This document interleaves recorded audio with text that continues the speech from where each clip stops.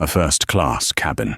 A senior manager is screaming, her finger pointed at a black passenger. The accusation, theft. She's an imposter. She's a threat. She demands security, determined to have this woman humiliated and thrown off the flight. But she made one catastrophic mistake. The woman she's accusing isn't just any passenger. She's Dr. Clara Rose, the general counsel of the entire airport. The manager didn't just pick a fight. She just lit a fuse on a bomb that will end her career, her reputation, and her travel privileges. Forever. Dr. Clara Rose understood the weight of a gate. Not just the physical boarding gate, Gate E14 at Hartsfield-Jackson Atlanta International Airport, but the metaphorical ones. The gates of the bar exam, the gates of the partnership track at her old law firm, the gates of the executive suite. She had passed through all of them, not by finding a key, but by building a battering ram of credentials, composure, and sheer, unyielding brilliance. At 42, Clara was the general counsel and legal director for the Atlanta Airport Authority, a sprawling, chaotic, $30 billion ecosystem that she was legally responsible for. She was, in many ways, the airport's brain. Her signature was on every lease agreement for every airline, every retail space, every security contract.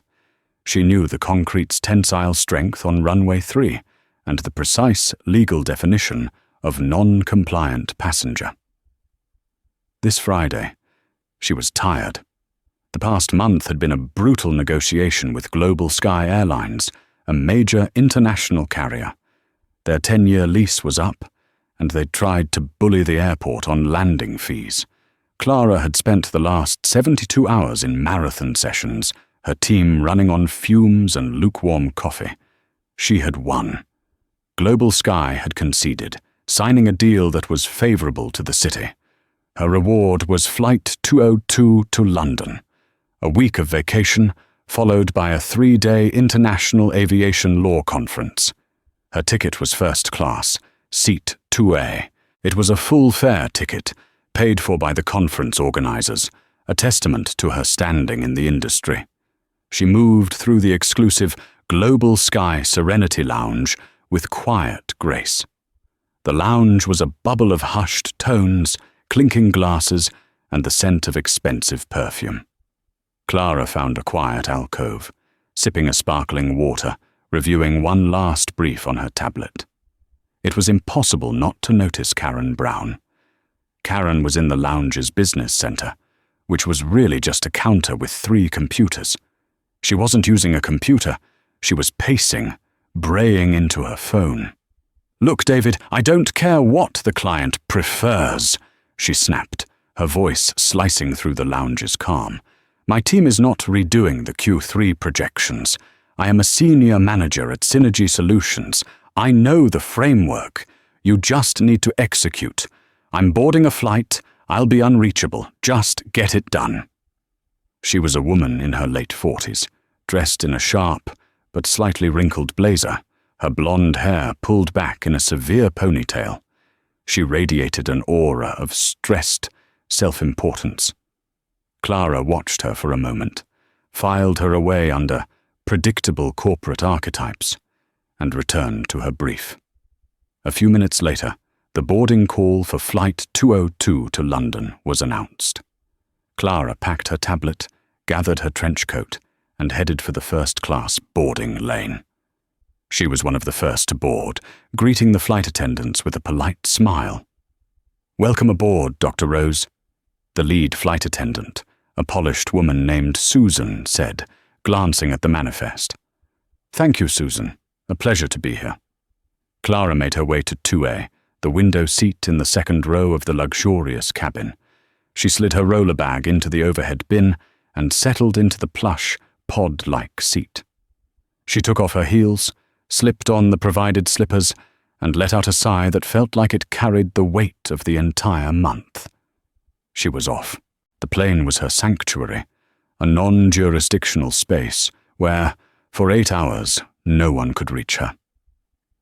The cabin slowly filled. A businessman took 1A. A quiet older couple settled into row 3. And then Karen Brown arrived. She stormed down the aisle, still on her phone. "And I mean it, David. I'm turning this phone off. Don't call me." She hung up with a dramatic stab of her finger, huffed, and then stopped dead, right next to Clara's seat. She looked at her boarding pass, a flimsy piece of paper. She looked at the seat number, 2B, printed on it.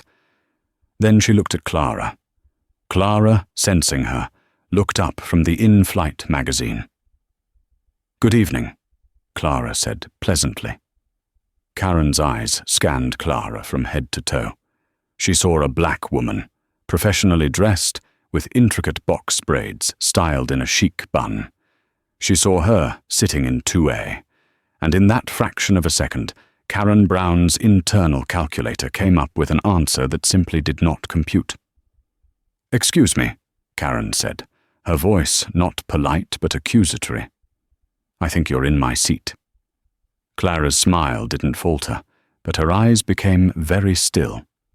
She had played this scene before, in department stores, at exclusive restaurants, in boardrooms.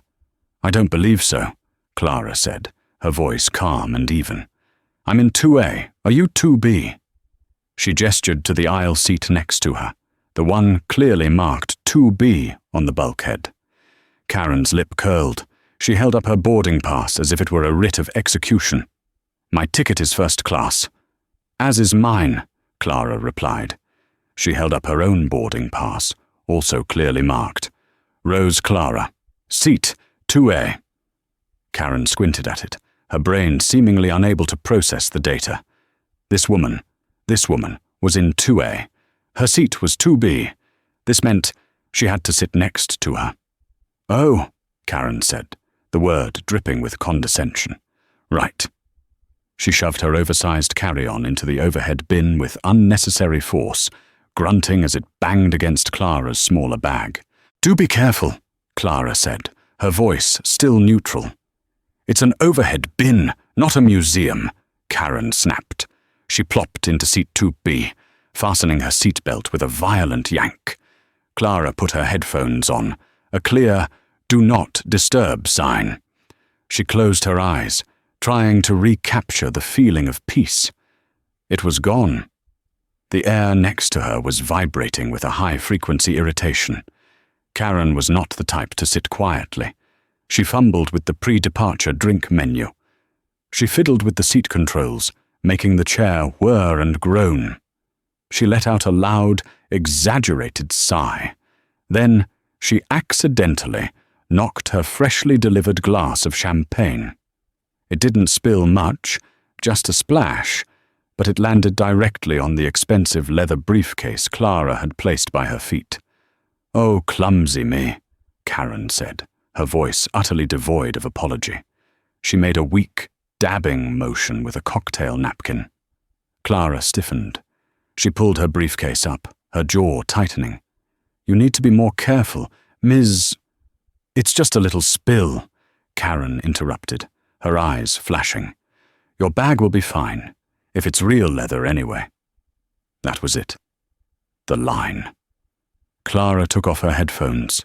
She turned her body as much as the seat would allow and looked directly at Karen Brown. Her gaze was not angry. It was analytical, the same look she gave a hostile witness during a deposition. "The bag is real," Clara said, her voice dropping to a low, precise baritone. "The problem here is not my bag. The problem is your behavior. You have been hostile since you arrived. I would appreciate it if you would simply keep to yourself for the remainder of this flight." Karen's face went crimson. The audacity. To be spoken to like that? By her? "Hostile," Karen gasped, her voice suddenly rising in volume. "I am not the one who's hostile. I am a Platinum Medallion member. I fly this route monthly. I belong here. I'm not so sure about you." Heads were beginning to turn. "What is that supposed to mean?" Clara asked, her voice dangerously quiet. "It means I've seen it before," Karen said, now projecting to the cabin. People using buddy passes they shouldn't, or fake upgrade certificates. People who don't belong in this cabin, trying to sneak in. Sneak in, Clara repeated. The words hung in the air, cold and heavy. You're accusing me of sneaking into this seat. Well, it's suspicious, Karen barreled on, high on her own indignation. You're probably just confused. Maybe your seat is 22A, not 2A. They look similar. A younger flight attendant, Mark, scurried over, his face a mask of anxious politeness. Ladies, is there a problem here? Yes, there is, Karen announced, pointing a finger at Clara. This person is in the wrong seat. She's refusing to move. I think she stole this ticket. Stole. The word hit the cabin like a gunshot. Mark, the flight attendant, looked at Clara, his eyes wide with panic. He was 22, new to the international route, and completely out of his depth. He saw a well-dressed black woman being accused by a loud, insistent white woman.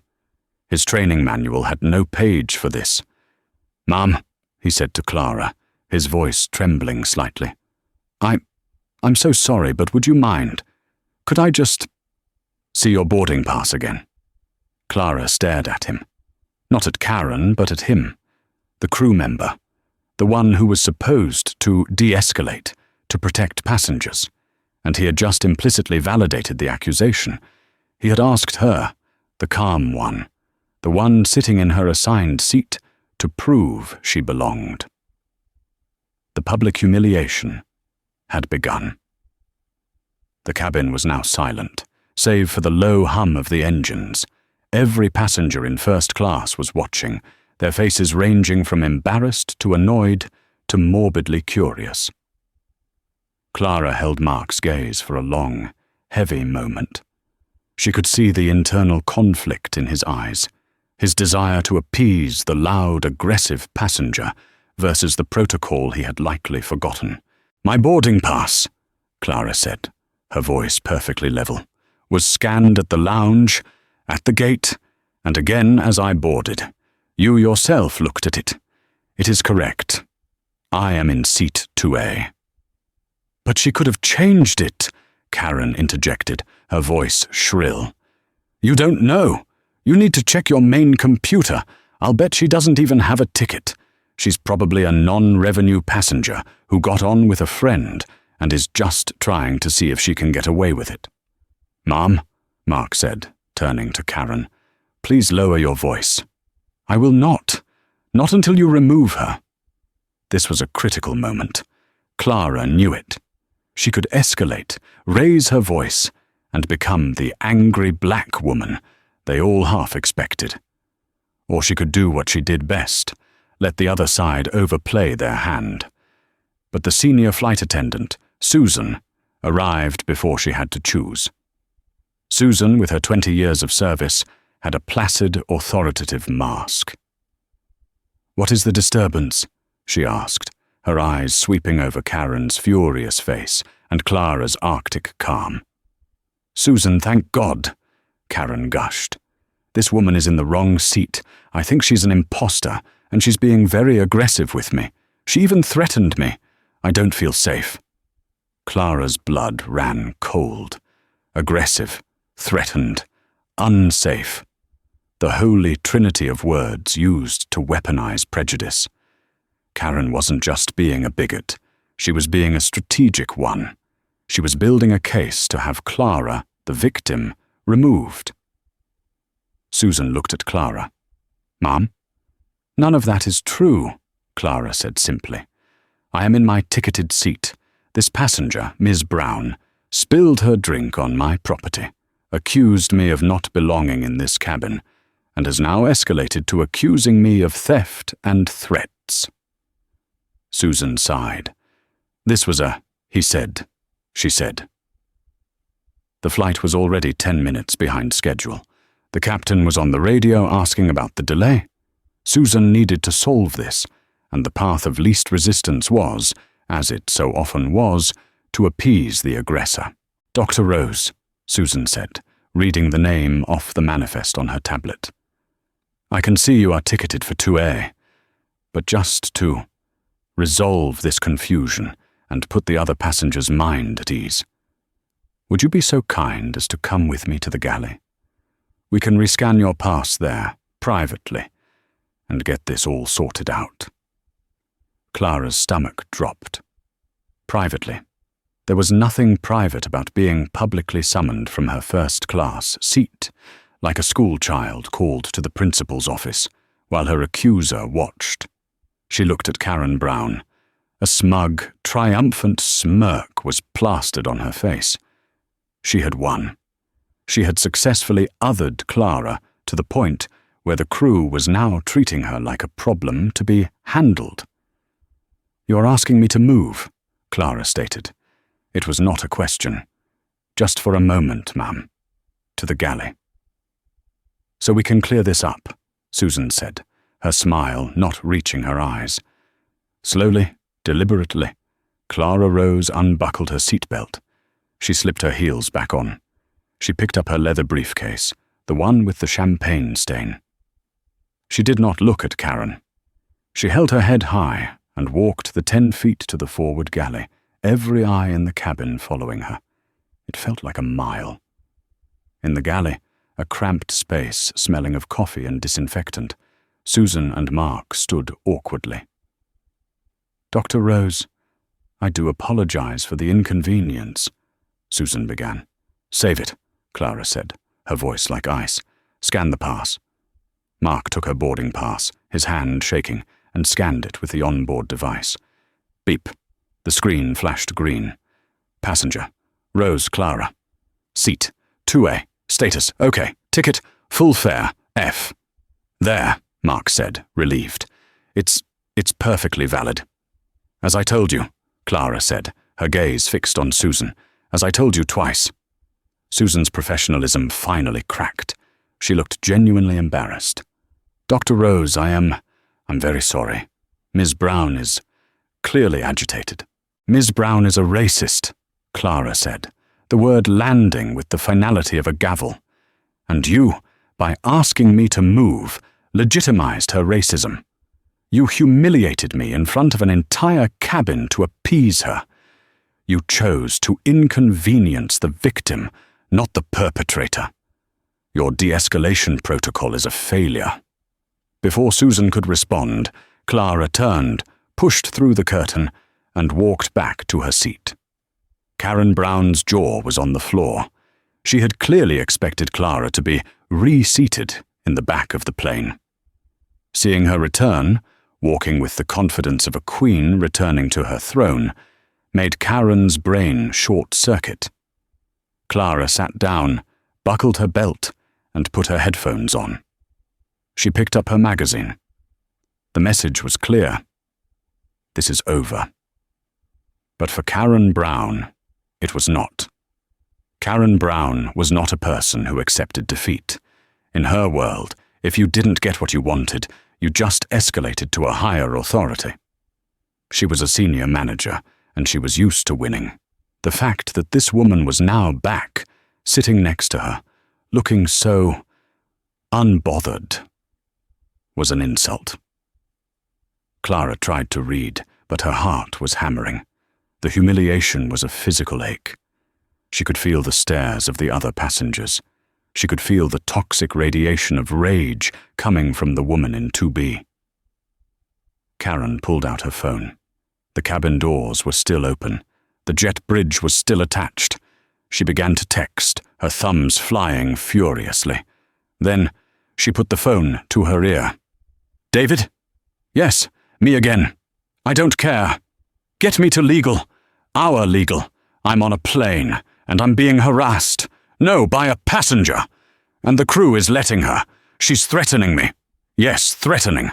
I don't feel safe. I want this person removed. This is a global sky flight, right?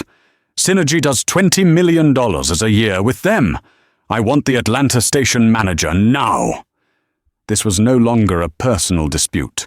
Karen was now invoking her company's corporate account, trying to pull rank on the entire airline. Clara's legal mind, sharp and cold, Began to take notes. 1. Public disturbance. Check. 2. Slander and defamation, accusing me of theft. Check. 3. Interference with flight crew duties. Check. 4.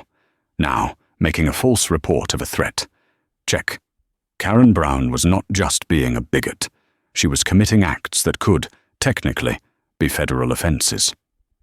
Susan, the flight attendant, who had been in the galley with the captain, came rushing back. "Ma'am, you need to turn off your phone. We are preparing for departure." "I will not," Karen shrieked, standing up in the aisle. "Not until you deal with this. I told you I don't feel safe. You let this imposter back to her seat, and she threatened me.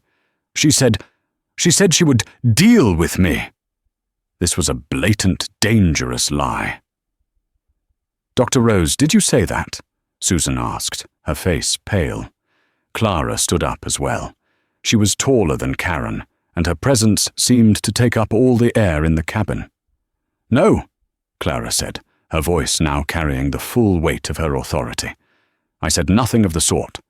This woman, Karen Brown, is lying. She is unstable, and she is delaying this flight." "How dare you!" Karen lunged, not to hit, but to jab her finger in Clara's face. You, security, I'm being attacked. Call security right now." This was the final, fatal mistake. The word security on a plane, post 9/11, is a trigger word. It changes everything. Susan immediately spoke into her internal phone. "Captain, we have a level 2 disturbance. Passenger in 2B is standing, refusing to sit, claiming a threat. We need to hold at the gate. Yes, sir. I think we'll need APD." Karen's face was flushed with victory. She had done it. She had invoked the magic word. The police were coming. They would listen to her. The senior manager, the platinum medallion. They would definitely remove the quiet, threatening black woman. The jet bridge, which had just started to pull back, clanged back into place. The cabin door opened. First to board was Thomas, the gate agent supervisor, his face a mask of grim frustration. Behind him were 2 armed officers from the Atlanta Police Department's airport unit. "What is the problem here?" Thomas asked, his eyes landing on the 2 women standing in the aisle. "Thank God!" Karen cried, the picture of a frantic victim. "Officer, this woman," she pointed at Clara, "is a stowaway. She stole this seat, she threatened my life, and the crew won't do anything. You have to arrest her." The officers looked at Clara. She was calm, poised, her hands by her sides. She did not look like a threat. "Ma'am," one officer said to Clara, "what's your side of the story?" Clara looked past the officer. She looked at Thomas, the gate agent. She recognized him from a dozen operational meetings. "Thomas," Clara said, her voice cutting through the drama. "You know who I am." Thomas looked at her. He saw a familiar face, but out of context. "Ma'am? Look at your manifest," Clara commanded. "Look at my name. Dr. Clara Rose." Thomas's eyes went wide. He fumbled for his tablet. He scrolled. He saw the name, and then he looked up, not at a passenger, but at his ultimate boss, his face drained of all color. Dr. Rose?" he stammered. The airport authority." The officers froze. Karen Brown's mouth snapped shut. "Yes, Thomas," Clara said, her voice echoing in the sudden, tomb-like silence of the cabin. "I am Dr. Clara Rose. I am the General Counsel and Legal Director for Hartsfield-Jackson Atlanta International Airport." If a bomb had gone off, the shock in the cabin could not have been more profound. Susan, the senior flight attendant, let out a small, strangled gasp. Mark, the junior FA, looked like he might faint. The APD officers, who reported up a chain of command that also ultimately answered to the airport authority on matters of law and protocol, took an instinctive, respectful step back. Karen Brown's brain simply refused to accept the information. Her face contorted in disbelief. What? That's impossible. You're lying. She's lying. Clara paid her no mind. She was no longer a passenger. She was the airport's chief lawyer, on site at a security incident. She reached into her briefcase, the one with the champagne stain, and retrieved her wallet. She flipped it open, not to her driver's license, but to her official, high-level, airport-issued credentials. She held the badge up for Thomas and the officers to see. It had her photo, a holographic seal, and the unmistakable ominous text. Clara Rose, ESQ. General Counsel and Legal Director, Atlanta Airport Authority. All access, secure, AOA. Thomas, Clara said, her voice pure business. The flight is delayed. The captain is to hold. This is now an active security incident. Yes, Dr. Rose, of course, Thomas stammered, grabbing his radio. Officers, she said, turning to the policeman. This individual, Miss Karen Brown. Hey, Karen yelped, her voice a pathetic squeak. Clara ignored her. Has in the last 20 minutes committed the following. Level 1 disturbance by creating a verbal altercation. Slander, by repeatedly and publicly accusing me of theft. Falsely reporting a threat to life, triggering a security response. And, most critically, repeated interference with a flight crew in the commission of their duties, a violation of federal law. She has refused to be seated and is a non-compliant passenger. She laid out the charges with the cold, sterile precision of a surgeon laying out instruments. Karen Brown was white as a sheet. No, I just thought. It was a mistake. I was confused. Please, I'll sit down. I'm sorry. She made a move to scramble back into seat 2B. Do not sit down, Miss Brown, Clara commanded, and Karen froze, one leg in the air. You are being deplaned. Now. What? Karen shrieked. You can't do that. You're not the airline. Clara almost smiled. It was a terrifying sight. You are correct. I'm not the airline. I am their landlord. I am the legal authority for the ground this plane is sitting on. Your airline, Global Sky, operates here under a 10-year lease agreement that I personally finalized at 2 a.m. this morning. An agreement that contains specific clauses about carrier responsibility for passenger-initiated security delays. She turned to Susan. Susan, as the ranking crew member, I am advising you that this passenger is a safety and security risk. Do you concur? Susan, suddenly realizing the magnitude of her earlier failure, was desperate to get on the right side of this. Yes. Yes, Dr. Rose. She is non-compliant. She is a risk. Then have the captain authorize her removal, Clara ordered. You, Karen sputtered, tears of rage and panic welling in her eyes. You're a bitch. I'll have your job. I'll sue you. I'll sue this whole airport. The APD officer, a large man named Officer Jacobs, had heard enough. Ma'am, you are threatening a public official. You're going to stop talking. You're going to grab your bags, and you're going to come with us, quietly. I am a senior manager at Synergy Solutions, she screamed, as if the title was a magical incantation. My company pays your salaries. We have a $20 million account with Global Sky. Your company's travel budget is irrelevant to the Atlanta Police Department, Officer Jacobs said, his voice bored. He took her by the elbow. This was the moment. The reality hit Karen Brown like a physical blow. She wasn't winning. She was being arrested, or at least detained. She was being removed. No, she wailed, a primal scream of entitlement denied. Please, I'm sorry, I'll be quiet. Please, I have a meeting in London. Don't do this. Ma'am, let's go, the other officer said. They began to escort her, one on each arm. Karen Brown, now sobbing hysterically, was forced to do the walk of shame. She was marched out of first class, past the curtain into Comfort Plus, past the bewildered and staring faces in economy, and off the plane. Her cries of, "You can't do this to me," and "I'm a manager," echoed through the cabin until she was on the jet bridge. The entire plane was silent. Clara Rose stood in the aisle for a moment. She looked at Thomas. She looked at Susan and Mark. "This flight," she said, "is delayed by 45 minutes. That is a 45-minute, passenger-initiated, billable delay, which Global Sky will be charging to Synergy Solutions. I want a full, written report from every crew member involved, especially your failure to de-escalate Susan, on my desk by 9 a.m. Monday. Understood?" "Yes, Dr. Rose," Susan whispered, her face ashen. "Thomas," Clara continued, "see to it that Miss Brown's baggage is pulled from the hold.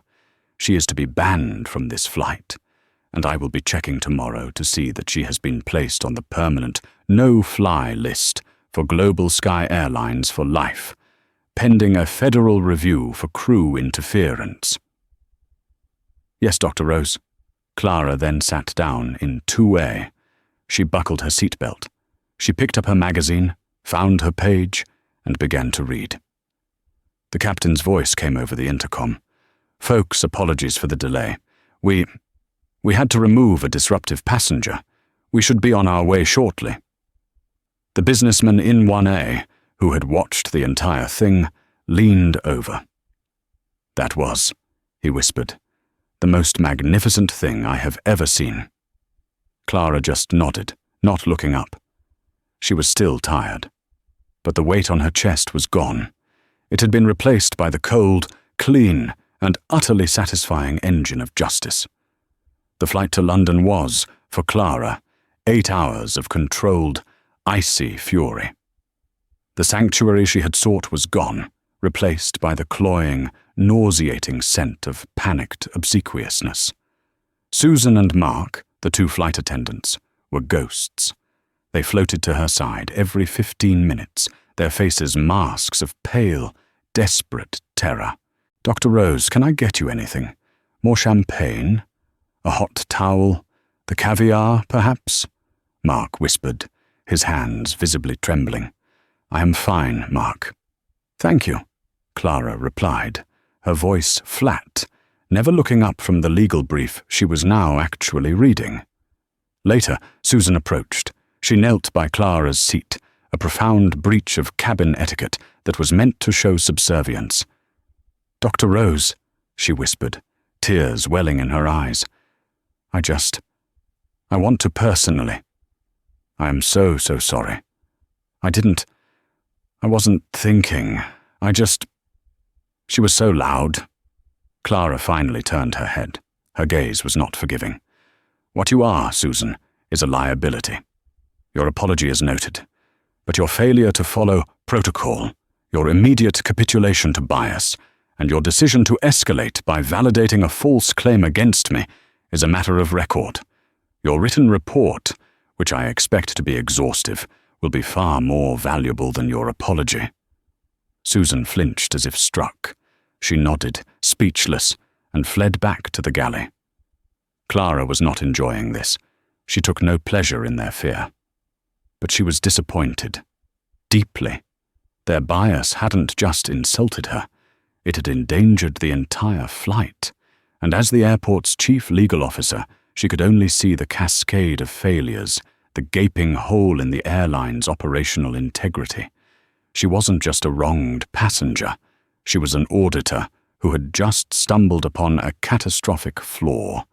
While Clara was 30,000 feet over the Atlantic, the cogs of consequence, mechanical and cold, were already grinding on the ground. Karen Brown's deplaning was not a simple affair. She was not, as she'd hoped, simply told to have a nice day. She was escorted by the 2 APD officers to the airport's small, sterile police precinct, tucked away behind an unmarked door in the E-concourse. The fluorescent lights were humming, and the room smelled of stale coffee and disinfectant. The bravado and indignation she had worn like armor in the cabin had evaporated, leaving behind a whimpering, terrified woman. "You can't arrest me," she stammered to Officer Jacobs, who was impassively filling out a report on a thick carbon copy form. "You're not being arrested, ma'am. You're being detained and cited," he said, not looking up. "We're citing you for disorderly conduct and interference with a flight crew. That second one," he added, finally looking at her, "is a federal violation. You're lucky Dr. Rose isn't inclined to call the U.S. Attorney's office. This could be a lot worse for you." "But she threatened me. It was a mistake. I was just confused." "Ma'am, we have statements from 3 flight attendants and 2 other passengers. You screamed. You refused to be seated. You accused an innocent person of theft. And you falsely reported a threat to security. You're done talking." He handed her the citation. Her hands were shaking so badly she couldn't sign it at first. She was fingerprinted, and a digital photo was taken. Her travel visa for her London meeting was now a permanent police record. As she was being released into the main terminal, her London trip in ruins, Thomas, the gate agent supervisor, approached her. He held a tablet and a printed letter. "Ms. Karen Brown," he said, his voice devoid of any emotion. "I am here to inform you that, effective immediately, you are permanently banned from all Global Sky Airlines flights and from all flights operated by our Sky Partner Alliance for life. Your ticket has been cancelled, your luggage is being routed to baggage claim 3, and your medallion status is revoked. Any attempt to board a Global Sky flight in the future will be considered criminal trespass." The blood drained from her face. For life? But my job. I travel every week." "That," Thomas said, "is no longer Global Sky's concern." He turned and walked away.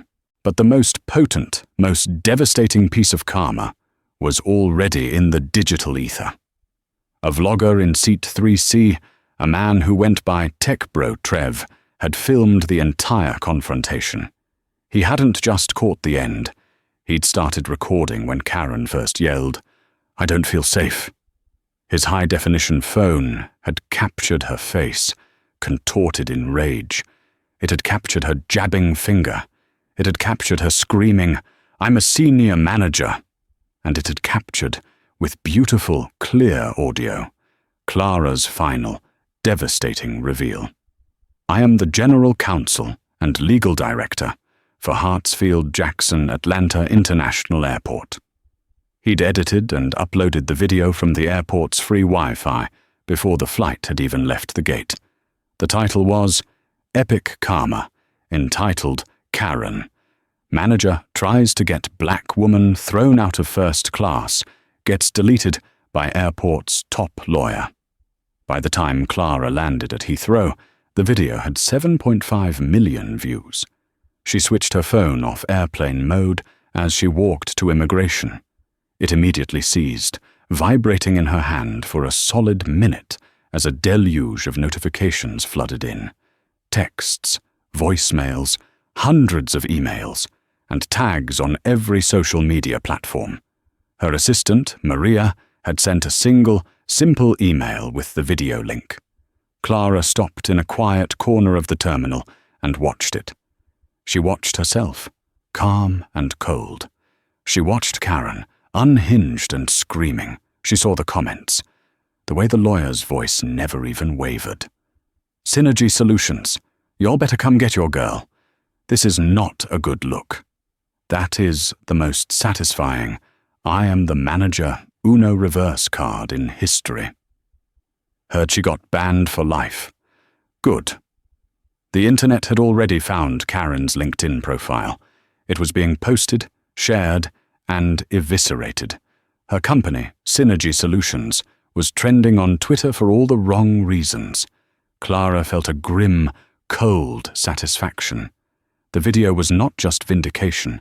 It was leverage. It was evidence. It was the public-facing weapon she needed to enact the real, systemic change. The weekend in London was a blur. She attended her conference, but her mind was back in Atlanta. On Monday morning, Clara Rose walked into her office on the top floor of the ATL corporate building at 8 a.m. sharp. The atmosphere in the executive suite was electric. Everyone had seen the video. They looked at her with a new, profound awe.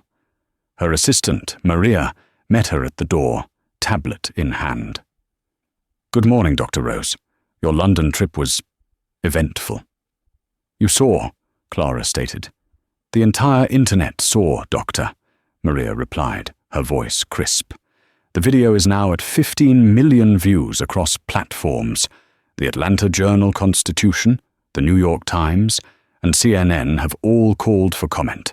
I've sent them all a no comment pending internal review. Correct?" "Correct," Clara said, hanging her coat. "Good. Also, James Harrison is in your conference room."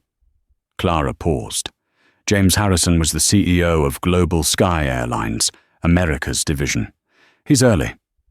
"He's been here since 7:15 a.m., Maria said. "He flew in from Dallas last night.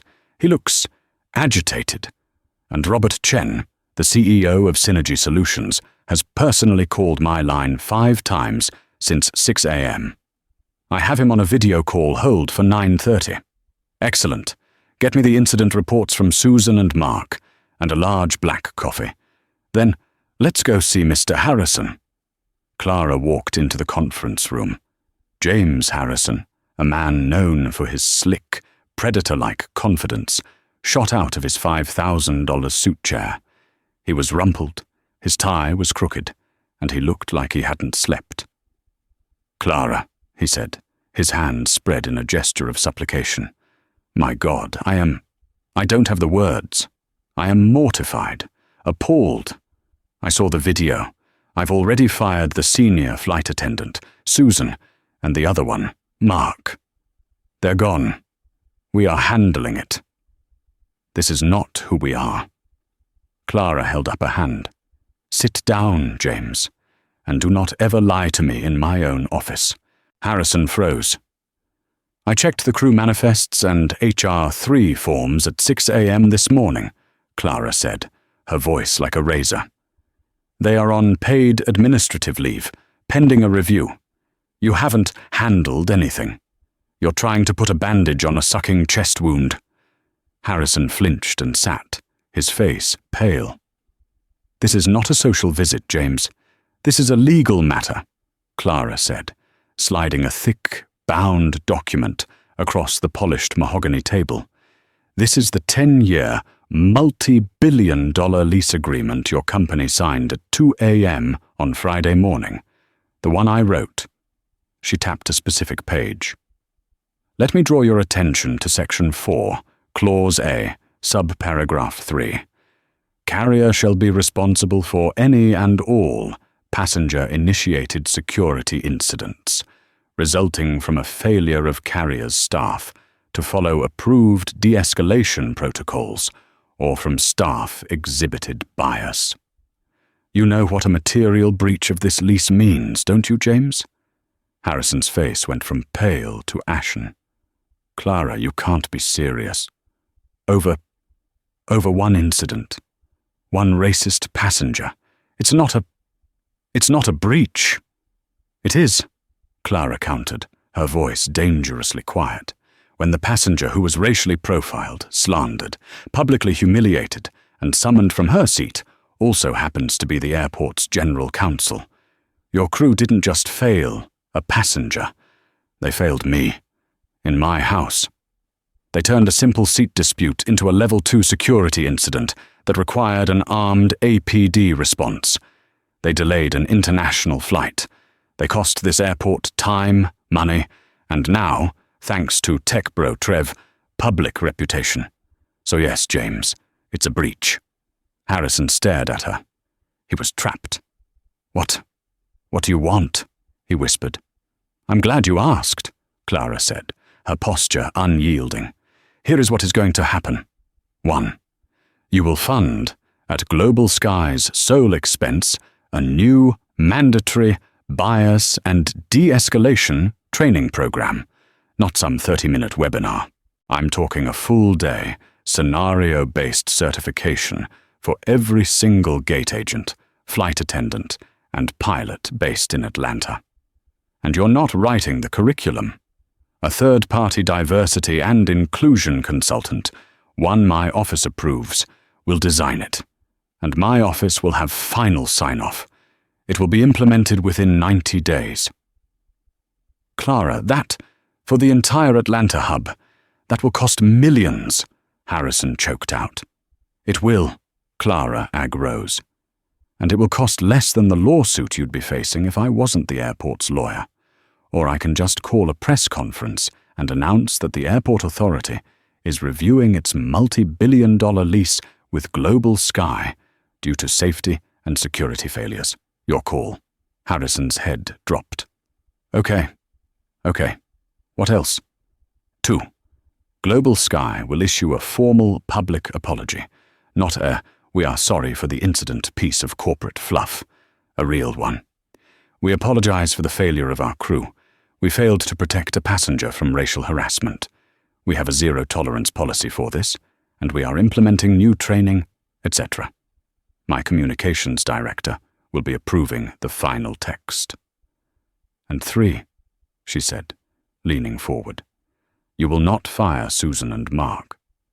This genuinely confused him. He looked up. What? But you thought I wanted blood? I'm not a predator, James. I'm a lawyer. Firing them just makes them Delta's problem, or United's. It doesn't fix anything. It's a symptom. The disease is your training. You will retrain them. They will be the first 2 to pass this new certification, and they will do it on their own time. You will fix your company, not just fire the people who exposed its flaws. Am I clear? James Harrison, one of the most powerful men in aviation, looked completely and utterly defeated. He was trapped by his own company's failure and by the ironclad contract she had written. Crystal clear, Dr. Rose. Good, Clara said, standing. Send your general counsel to my office this afternoon to draft the addendum. Maria will show you out. I have another call. Clara Rose watched the door click shut behind James Harrison. The CEO of Global Sky Airlines had, for all his bluster, practically sprinted from the room, his face a mask of pale, defeated relief. He had escaped with his lease intact, but at the cost of millions in mandated training and a public, humiliating apology. For Clara, it was a sound, structural repair. The first part of the operation was complete.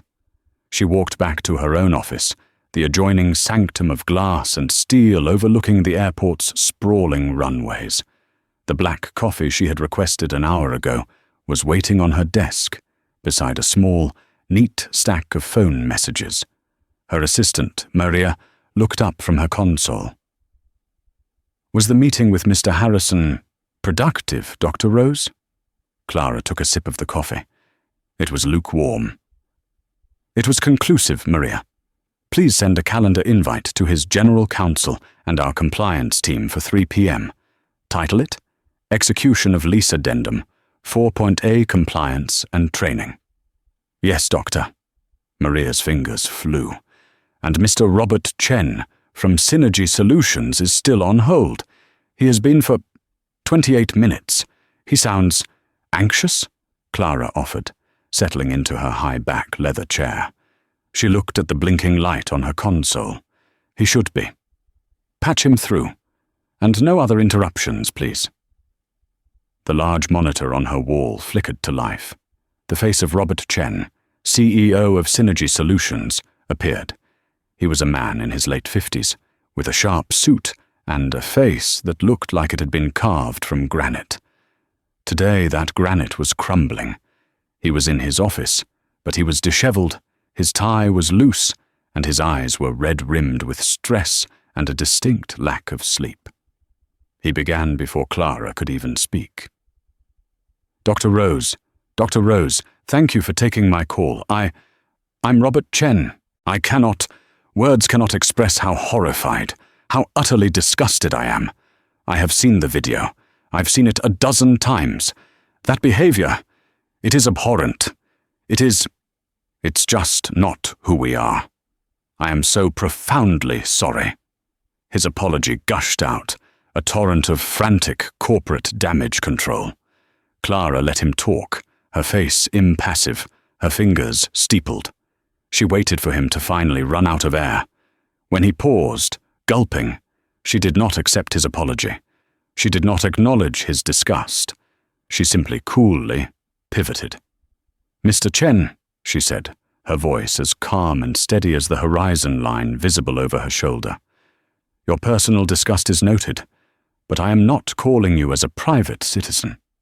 I am calling you as the General Counsel for the Hartsfield-Jackson Atlanta International Airport. My concern is not your feelings. My concern is your company's liability." Chen's face tightened. This was language he understood. "I am glad you've seen the video," Clara continued. "That means you are also aware that it has been viewed, as of this morning, over 15 million times. And in the comment sections of that video, on Twitter, on LinkedIn, and now, in the articles being written by the press, your company's name, Synergy Solutions, is inextricably linked with racism, entitlement, and public harassment." She leaned forward, her eyes locking on his. "Your employee, Ms. Karen Brown, on a flight I am forced to assume was for company business." "It was," Chen interrupted. "She was traveling to our London office."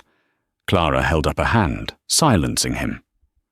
"On a ticket, I therefore presume, paid for by your firm, engaged in a sustained campaign of racial harassment against me." This was not a simple misunderstanding, Mr. Chen. It was a targeted, aggressive encounter. It culminated in her making a false, material report of a security threat to law enforcement, which required an armed police response and a federal citation. Chen looked physically ill. I know. It's indefensible." "That, Clara Rose, is the least of your problems. The true corporate liability, the part that has my undivided attention, is how she did it. While she was screaming at me, while she was lying to the flight crew and later to the police, she was not just Karen Brown, angry passenger. She repeatedly invoked her corporate identity. She screamed, and I quote, "I am a senior manager at Synergy Solutions." She shrieked at the flight crew. "My company does $20 million a year with Global Sky." She tried to leverage your firm's economic power to intimidate flight staff and law enforcement into validating her racism. Clara let the words hang in the air. Chen's face had gone from ashen to a deep, blotchy red. "She did not just act as a bigot, Mr. Chen. She acted as a representative of Synergy Solutions. She made your corporate travel account a weapon. She made you complicit. She wrapped her prejudice in your company's brand and dared anyone to challenge her. She has, in 45 minutes, made Synergy Solutions the global face of corporate weaponized bigotry." "That is not who we are," Chen finally exploded, his voice cracking. Our values are diversity, integrity, respect. We have committees. We have initiatives." "Your company's values," Clara countered, her voice dropping to a surgical whisper, "are, at this moment, being defined by Ms. Brown's actions in a viral video. Your brand is now toxic. It's toxic in the aviation industry, and it is toxic in my airport. The Hartsfield-Jackson Atlanta International Airport, Mr. Chen, is a global hub. We are the gateway to the world for 100 million passengers a year, from every nation, every race, every crows. We cannot and we will not have employees from our major corporate partners running around our terminals and on our carriers, compromising federal flight operations and creating a hostile, discriminatory environment for other passengers." She paused, then delivered the final, critical blow. My office, as I'm sure you can imagine, is fielding non-stop calls. The New York Times, the Atlanta Journal-Constitution, CNN. They're all asking for a statement. They're not just asking about the incident anymore. They're asking about Synergy Solutions. They are asking me, as the airport's general counsel, what our official stance is on our corporate partners and their codes of conduct. They're asking if we're reviewing our relationship with companies whose employees pose a security risk. This was the lever. She had just offered him a choice. She could, in her statement, either express deep concern about the corporate culture at Synergy Solutions, or she could applaud Synergy for its swift, decisive, and zero-tolerance response. The choice was his. Robert Chen was not a stupid man. He understood the subtext perfectly. He was being handed a lifeline, and it was attached to an anchor. "Dr. Rose," he said, his voice now a low, tight rasp. I understand. What can we do? What do you need from us? We will make this right. I will handle Ms. Brown, personally, immediately." Clara leaned back, her part in this negotiation finished. "I am not your PR consultant, Mr. Chen, and I am not your HR department. My only concern is the safety, security, and integrity of this airport. You have an employee who has been cited by law enforcement for a federal violation. You have an employee who has publicly linked your entire corporate brand to racist harassment. How you handle that is a direct reflection of the values you just quoted to me. I will be watching, Mr. Chen, as will 15 million other people. You have my number if you have a formal update. Good day." She clicked the button, and the screen went black. The execution was complete. Clara finally allowed herself a small, grim smile. She took a sip of her cold coffee. It was done. She had dealt with the systemic failure, global sky, and the cultural one, Synergy. One required a long-term structural fix. The other required a clean, decisive excision. Maria's voice came over the intercom, her tone crisp. "Dr. Rose, the Journal-Constitution is on line 1 again. They say they have a source inside Synergy. Something about a company-wide memo that's about to drop." "Tell them," Clara said, standing up and stretching, "that I have no comment on that matter. But they can expect a statement from my office by 3 p.m. regarding an innovative new partnership with Global Sky Airlines on enhanced passenger safety and de-escalation training." 2 hours later, an internal memo was leaked from Synergy Solutions. It hit the newswires with the force of a thunderclap. From Robert Chen, CIO, Synergy Solutions, to all staff subject, upholding our values team. Many of you may have seen a deeply disturbing video circulating on social media this past weekend involving a Synergy Solutions employee. To be clear, the behavior exhibited by Karen Brown on that flight was a gross and abhorrent violation of our company's code of conduct and our core, non-negotiable values of respect, integrity, and human dignity. As of 9 a.m. this morning, Karen Brown is no longer an employee of Synergy Solutions. We have terminated her employment, effective immediately. We have a zero-tolerance policy for racism, harassment, and bullying of any kind.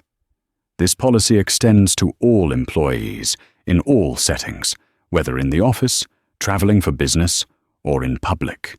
We will not allow the indefensible actions of one individual to tarnish the reputation of our firm or the dedicated work of our staff. We have reached out to Dr. Clara Rose to express our profound apologies for this incident. Clara read the memo on her tablet.